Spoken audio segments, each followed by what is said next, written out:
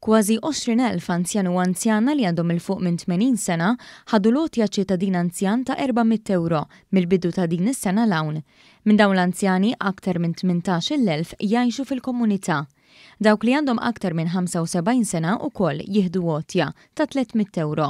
Sa issa din is-sena lotja għaċ-ċittadin anzjan għal dawk l-anzjani li għandhom 75 sena imma għadhom malqux 80 sena ingħatat lil aktar minn 18,000 anzjan.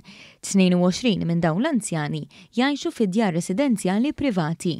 Dan ifisser li b'kollox aktar minn 37,000 anzjan u anzjana li għandhom aktar minn 75 sena ħadu din lotja.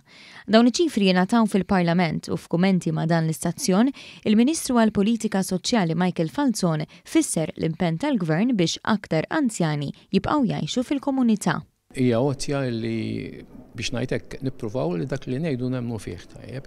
Aħna nixtiequ li jkollna aktar anzjani li jibqgħu jgħixu fil-komunità tagħna u għalhekk llum dik li hija Senior Citizens Grant dawk il-persuni li għandhom 75 sena jirċievu somma kull sena u dawk li għandhom minn 80 il fuq jirċievu wkoll somma fis-sena. Il-Ministru żied jgħid kif din lotja hija biss parti minn pjan holistiku li jinkludi sensiela ta' miżuri oħra kollha intiżi biex jgħinu lill-anzjani tagħna fosthom iż-żidiet kull sena fil-pensjonijiet. Hija miżura li hija mifruxa ma' numru mhux ħażin qed nitkellmu fuq eluf meta wieħed iqis anke id-demografija tagħna u hija xi ħaġa wkoll li wieħed irid jara mhix weħda mhux biss li qed nagħtu dilgħotja ma' pereżempju meta introduċejna bonus għal dawk li m'għandhomx biżżejjed bolli biex jieħdu pensjoni.